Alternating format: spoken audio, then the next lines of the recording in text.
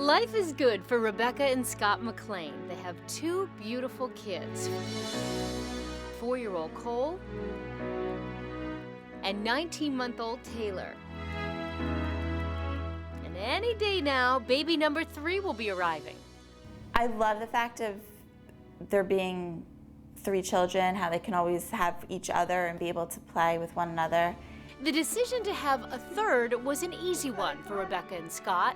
I've always said that I wanted 3 by the time I was 30.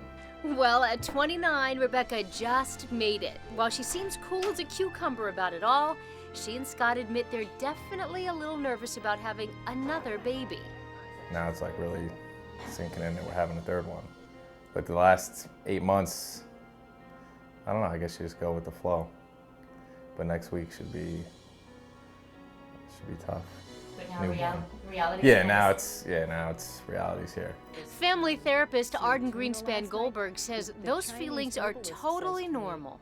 Start feeling kind of overwhelmed, and how can I tend to my 2 older ones when I have a baby kind of pulling at my skirt. And if you have, let's say, a middle child that's a 3-year-old, he or she is still a baby and can feel very displaced and start carrying on and clamoring for attention.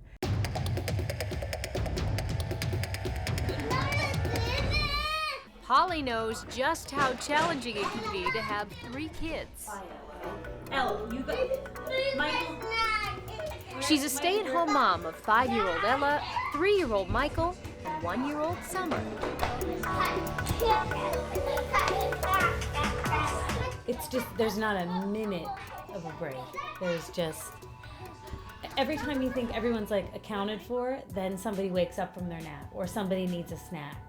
It didn't feel like that with 2, and then with 3, it felt like somebody was always hungry, crying, poopy diaper.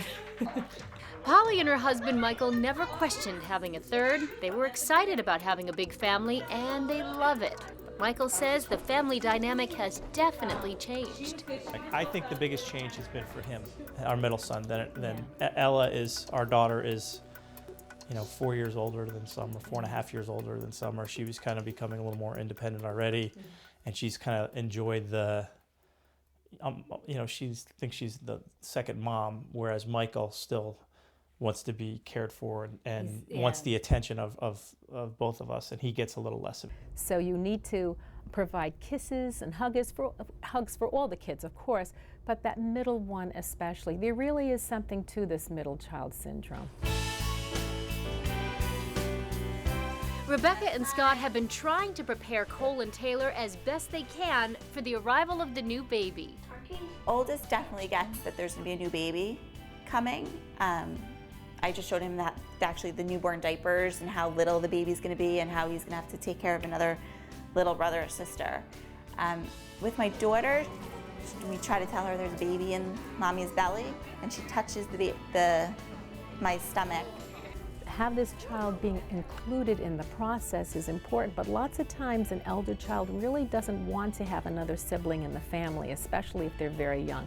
So you have to really hear what that eldest child has to say, even if it's disconcerting, okay? And the middle child, if you have a young middle child like under 3 years of age, you have to expect that little child is not going to be a happy camper, and that little kid may show his or her displeasure by having very strong temper tantrums.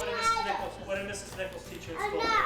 What did you do at school today? Michael and Polly try to spend as much one-on-one time with their kids as they can.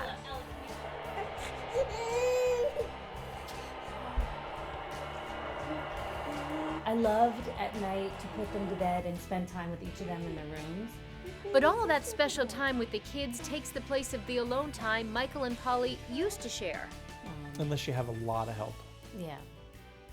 It definitely takes away time that you would otherwise spend together. You have to keep the passion, the spice, and the fire in your relationship. You're an individual first, a couple second, and a parent third. So you really have to be mindful of each other and take that date time. And Polly does have a babysitter that comes over to give her a break and for date nights with Michael. Hey, why don't we have ice cream? Ice cream! But most of the time, they're home, just enjoying time together as a family of 5. Rebecca and Scott know that life is about to change dramatically for all of them, but they're taking it in stride. And I just feel like it'll just be great to have 3 kids running around in the house. And life has definitely changed since Sweet Summer joined the family about a year ago. But Michael and Polly say it changed for the better, and they wouldn't trade it for the world.